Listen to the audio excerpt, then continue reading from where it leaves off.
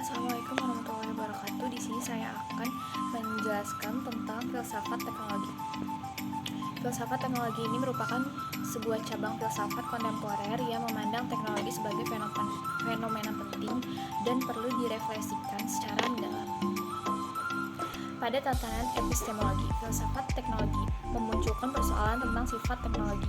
Di wilayah metafisika, filsafat teknologi mempersoalkan apa yang real, apa yang alamiah, dan apa yang artificial, apa yang manusiawi dan apa yang pula tidak manusiawi. Sementara itu, dalam bidang etika pula, filsafat teknologi mempertanyakan suatu perkara moral terkait dengan penggunaan teknologi yang sesuai dengan martabat manusia dan konsekuensi menggunakan teknologi.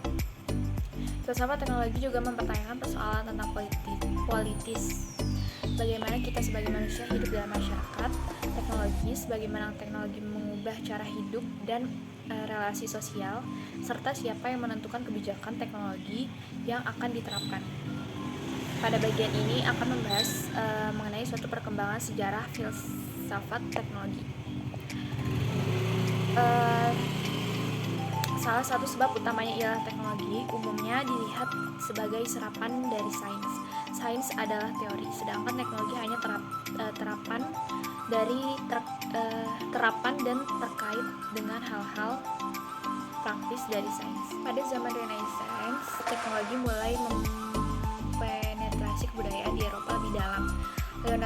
Leonardo da Vinci banyak melukis desain-desain mesin seperti mesin terbang, pesawat, dan mesin bawah air kapal laut, walaupun hampir semuanya belum berfungsi. Galileo Galilei menciptakan teleskop berdasarkan pengetahuannya tentang kaca dan lensa. Galileo sebagaimana diungkapkan merupakan orang Eropa pertama yang membuat sains mewujudkan diri secara teknologis dengan menggantikan ideal sains klasik dengan sains instrumental pada zaman modern dan memasuki wilayah teknosains. Sains menjadi eksperimental dengan keharusannya menggunakan sebuah instrumen. Sains eksperimental termediasikan melalui sebuah instrumen dan dengan demikian bersifat teknologis. Filsafat mulai menjadi sadar akan teknologi, akan tetapi kemasyhuran Francis menghilang karena dibayangi oleh René Descartes yang lebih terkenal. Pemikiran Descartes mengenai keunggulan pikiran atas dunia materi cenderung mensubordinasikan kepentingan teknologi dan instrumentasi. Res extensa melibatkan teknologi dan instrumen, sedangkan res cogitans adalah dunia pikiran dan teori. Maka teknologi mundur karena teori dan pikiran mendominasi sebuah filsafat. Kajian dan refleksi terhadap yang teknologis dan material menurut dibandingkan dengan kemajuan cara berpikir rasional yang terkait dengan teori.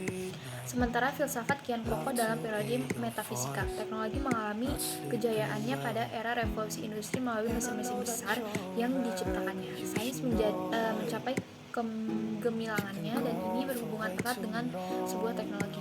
Contohnya pada mesin uap, hukum termodinamika ditentukan bukan pada masalah alam, melainkan dalam masalah yang dihadapi ketika menjalankan mesin uap. Fenomena ini melahirkan refleksi filosofis mengenai sebuah teknologi yang berbeda dan dimulai oleh Karl Marx. Karl Marx menyumbangkan pemikiran tentang filsafat praksis, yaitu filsafat yang menilai kembali teori dan menghubungkan teori dengan tindakan dan sebuah materi. Yang paling mendasar adalah praksis. Perubahan dalam praksis akan mengakibatkan perubahan dalam sebuah teori. Marx mengatakan hal yang utama ialah cara-cara produksi yang sangat berkaitan erat dengan sebuah teknologi. Cara produksi yang teknologis sangat mempengaruhi bagaimana suatu masyarakat itu dibentuk dan bagaimana manusia teralienasi dari dirinya sendiri. Dimulai oleh Marx, fenomena teknologi mulai memasuki refleksi filsafat yang cukup serius. Penggunaan teknologi dalam dua perang dunia seperti bom atom dan radar deteksi musuh menambah keprihatinan tentang sebuah pengaruh teknologi dalam kehidupan manusia. Tidaklah mengherankan jika teknologi lantas dilihat secara negatif. Muncul persoalan apakah teknologi netral Atau apakah teknologi mempengaruhi cara bertindak, persepsi, dan pemahaman manusia? Persoalan mengenai kenetralan teknologi diperdebatkan oleh kaum determinis teknologi dan kaum determinis sosial. Pendapat umum muncul dari determinisme sosial, yaitu bahwa teknologi hanyalah sebuah entitas yang netral. Teknologi pada dirinya sendiri tidak memiliki efek kecuali ketika berada di tangan manusia. Hanya di tangan manusia lah teknologi menjadi tidak netral, karena alat digunakan oleh manusia untuk tujuan-tujuan dan kepentingan tertentu. Misalnya untuk sebuah praktik kekuasaan. Dengan kata lain, teknologi sendiri bersifat netral dan hanya menjadi tidak netral apabila digunakan oleh manusia. Sepucuk pistol pada dirinya sendiri adalah netral, namun di tangan manusia ia menjadi sebuah senjata yang membunuh. Yang membunuh bukanlah pistol, melainkan manusianya itu sendiri. Menurut Ihde, teknologi tidaklah netral dalam artian teknologi sebagai mediator antara manusia dan dunianya mengubah pengalaman manusia mengenai dunia. Budaya juga ikut berubah dengan penerapan teknologi. Ihde juga berpendapat bahwa teknologi menjadi tidak netral akibat kekuasaan manusia. Manusia dapat menggunakan teknologi sebagai sarana kekuasaan untuk mencapai suatu tujuan dan kepentingan tertentu. Persoalan netral atau tidaknya sebuah teknologi justru membawa kepada pemikiran otonomi teknologi yang berkaitan dengan pandangan determinisme teknologi. Tetapi ini tidak berarti Ihde sependapat dengan pandangan determinisme teknologi. Dalam pandangan determinisme teknologi, setelah teknologi yang tidak netral diciptakan, teknologi mempunyai alur hidupnya sendiri dan berjalan sendiri. Sebuah teknologi menjadi otonom dan mendominasi hidup manusia dengan menenggelamkan manusia dalam cara berpikir yang instrumental. Manusia dikondisikan dalam pemikiran instrumental di mana semua termasuk manusia dilihat sebagai sarana teknologi, dilihat sebagai sebuah sarana. Teknologi menjadi sarana dan tujuan sekaligus. Dunia kehidupan dialami sebagai instrumen dan bukan pada dirinya sendiri. Ada begitu saja. Otonomi teknologi juga memunculkan persoalan mengenai teknologi yang artificial versus dunia yang alamiah. Menurut Hans Jonas, teknologi yang artificial dapat mengubah esensi manusia apabila sebuah teknologi digunakan sebagai mediasi antara manusia dan dunia. Jacques Ellul dan Herbert Marcuse mengistilahkan sebuah teknologi itu sebagai huruf T besar. Teknologi karena kedua tokoh ini membedakan semua alat dan proses. Kedua tokoh ini membedakan semua alat dan proses teknologi. Teknologi dikaitkan dengan pemikiran kalkulatif dan analitis yang mendominasi dalam pemikiran abad ke-20. Menurut Ellul, teknologi menjadi artificial, otonom, menentukan dirinya sendiri, berkembang dalam suatu proses sebab akibat dan bukan diarahkan pada suatu tujuan. Sarana menjadi lebih penting daripada tujuan, sehingga teknologi sebagai suatu kekuatan otonom dan tidak terkendalikan lebih memperbudak manusia alih-alih membebaskannya. Ellul dan Marcuse termasuk dalam suatu kelompok determinisme teknologi karena bagi mereka teknologi melenggangkan diri, bersifat menyeluruh dan tidak terelakkan.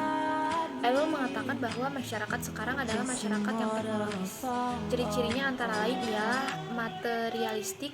Semua entitas dalam masyarakat teknologis terdiri dari benda-benda materi. Bahkan manusia pun dipandang sebagai objek material. Perkembangan dalam masyarakat teknologis merupakan perkembangan kekuasaan dalam arti hanya sarana teknologis saja berciri instrumental yang membawa dampak pada masyarakat. Teknologi sering dipandang membebaskan manusia dari tahayul, namun menurut Ellul, dalam masyarakat teknologis, alih-alih membawa pembebasan teknologi justru membelenggu. Menurut Marcuse pula, dalam teknologi berlaku kemenangan pemikiran analitis dan teknis. Manusia direduksi menjadi manusia satu dimensi, yaitu manusia konsumeristik, di mana segala sesuatu menjadi komoditas. Dengan kedok netralitas, teknologi menyembunyikan kekuasaan ideologi teknokratis dan politis dan dominan, semacam suatu totalitarianisme yang mengontrol masyarakat tanpa represi dengan memanipulasi kebutuhan manusia demi kepentingan pihak tertentu. Masyarakat teknokratis dikondisikan untuk berpikir bahwa kebutuhan manusia seolah-olah hanya dapat dipenuhi oleh cara-cara teknologis. Berbeda dengan Theo dan Marcus, penafsiran Jürgen Habermas terhadap sebuah teknologi lebih positif. Teknologi dilihat sebagai sebuah sistem. Dunia di bawah sistem teknologi dikuasai oleh teknologi dengan rasionalitasnya yang bersifat teknis, instrumental, berorientasi pada penyelesaian masalah serta efisiensi. Dalam sistem ini, sains dan teknologi menjadi kekuatan produksi yang selain itu masih ada dunia yang lain, yaitu dunia kehidupan sosial yang terbuka, komunikatif, dan intersubjektif. Yang berjalan dalam dunia kehidupan adalah rasionalitas komunikatif, di mana manusia dilihat sebagai manusia yang intersubjektif. Maka bagi Habermas, bukan teknologi pada dirinya yang mengancam kebebasan manusia, melainkan gangguan dalam dimensi komunikatif. Dalam sistem dunia teknologis harus ada rasionalitas komunikatif untuk menjadikan lebih manusiawi. Masa dewasa ini, sains tidak dapat dipisahkan dari alat-alat teknologi karena ia mewujud dalam sebuah instrumen. Hal ini sungguh mencolok dalam sains besar atau big science dengan struktur mesin raksasa atau big instruments yang cukup canggih, semisal akselerator partikel yang mempunyai panjang lingkaran puluhan kilometer dan dipakai untuk meneliti sebuah aktivitas partikel yang lebih kecil daripada atom. Ciri produktif teknologi juga sangat kentara. Sejarah teknologi syarat dengan ciri-ciri produktivitas. Hal ini merupakan dampak dari meningkatnya sebuah ide kemajuan yang terus-menerus didengung-dengungkan oleh zaman pencerahan. Berikutnya itu ada filsafat teknologi dan pemikiran ilmiah. Agar filsafat menjadi suatu filsafat teknologi, filsafat harus menempatkan teknologi sebagai sebuah fenomena utama untuk dikaji. Filsafat harus merefleksikan dan menerangkan ciri-ciri fenomena teknologi itu sendiri. Filsafat teknologi dimulai oleh Martin Heidegger dan John Dewey. Kedua-duanya adalah filsuf praksis yang menemukan sebuah pengetahuan khusus mengenai suatu tindakan atau praktik berpola. Pengetahuan ini dikaitkan dengan sebuah teknologi dan cara bertindak atau cara pandang yang teknologis. Sebagai reaksi terhadap Husserl, Heidegger mengubah kesadaran murni Husserl menjadi suatu analisis praksis. Menurut Husserl, semua pengetahuan dibentuk melalui dengan adanya pengalaman kebutuhan yang konkret dan oleh dasar perseptual. Pengetahuan semacam ini berangkat dari hubungan manusia dengan dunianya melalui sebuah pemahaman kebutuhannya. Epistemologi Husserl mengutamakan kepentingan persepsi dan mewujudkan suatu persepsi tubuh manusia diarahkan ke dunia yang konkret dan eksistensial. Heidegger juga memandang bahwa hubungan manusia dan dunianya secara praktis dapat dilihat dari kegiatan sehari-hari manusia itu sendiri dan bukan dari yang konseptual. Dalam The Question Concerning Technology, Heidegger mengatakan bahwa teknologi mendahului sains secara ontologis. Sains ditarik dari dan bergantung pada suatu pengetahuan praktis. Sementara itu, Dewey memulai aliran pragmatisme yang memandang semua pertanyaan dan pencarian manusia sebagai suatu penyelesaian masalah yang mirip dengan tindakan praksis. Di sini ia menekankan keunggulan praksis terhadap sebuah teori. Hakikatnya sains adalah eksperimental dan teknologis. Demikianlah Heidegger dan Dewey memulai filsafat teknologi dengan memasukkan sebuah teknologi ke dalam wilayah praksis. Pada 1970-an dan 1980-an, tulisan-tulisan filsafat mengenai sebuah teknologi mulai marak. Diawali dengan karya antologi filsafat, teknologi mulai dikenal dan penting posisinya di dalam dunia filsafat. Pada 1983 dibentuklah Society for Philosophy and Technology di Amerika Serikat. Organisasi ini keberadaannya setara dengan Philosophy of Science Association yang telah didirikan pada tahun 1934. PSA merupakan perkumpulan sebuah cabang filsafat yang paling besar. Anggota SPT baru mencapai 1/5 dari jumlah anggota PSA. Dengan demikianlah filsafat teknologi dapat diakui lewat suatu badan ilmiah walaupun SPT baru muncul dan keanggotaannya masih kecil dibandingkan dengan PSA. Don Ihde termasuk salah satu pemikiran penting di bidang filsafat teknologi kontemporer. Ia adalah profesor filsafat terkemuka di bidang filsafat serta dekan humaniora dan seni di State University of New York, Stony Brook, Amerika Serikat. Ihde mengkaji sebuah filsafat teknologi dan filsafat sains dengan minat khusus pada teknologi pencitraan.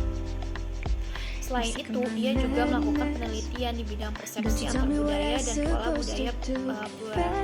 Karya pertamanya mengenai filsafat teknologi dimulai lewat teknik and praxis,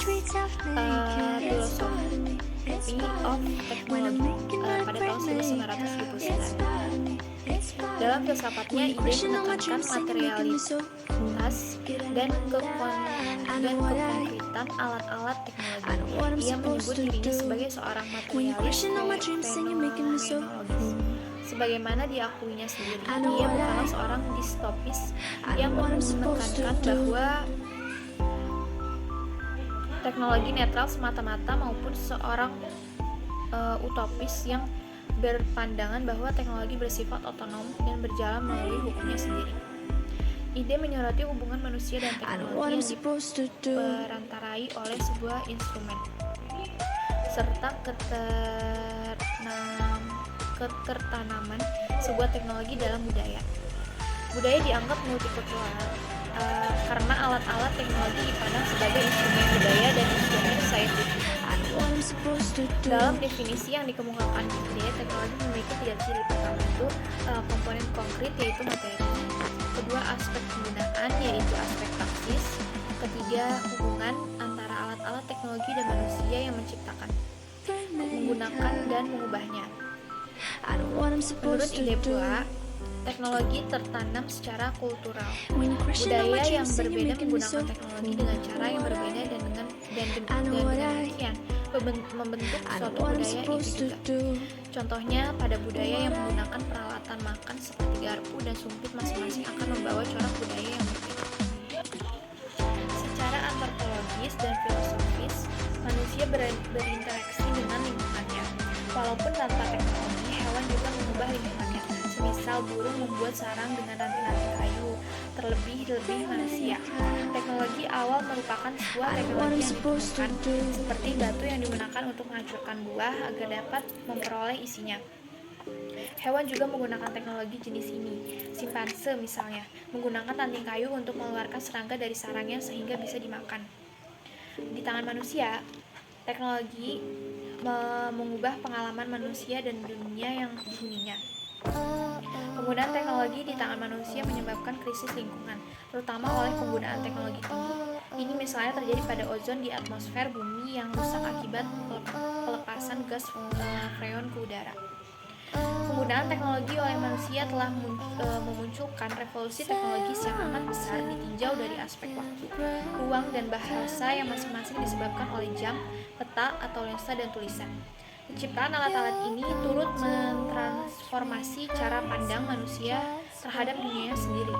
Ketiga artefak teknologi ini disebut sebagai representasi atas entitas alamiah yang berkaitan antara waktu, ruang, dan bahasa, serta memediasikan manusia dan lingkungan sekitarnya. Beberapa hal terjadi dalam proses mediasi ini. Entitas yang direpresentasikan dibekukan sehingga dapat hadir kembali dan diulang-ulang. Dalam relasi antara artefak teknologi dan manusia, serta antara artefak teknologi dan dunia berlaku proses distansiasi sehingga terdapat perbedaan antara artefak teknologi dan entitas alamiah yang direpresentasikannya. Alam sekarang dinilai berdasarkan syarat-syarat suatu artefak teknologi. Itu aja yang bisa dapat saya sampaikan. Kurang lebihnya mohon maaf. Wassalamualaikum warahmatullahi wabarakatuh.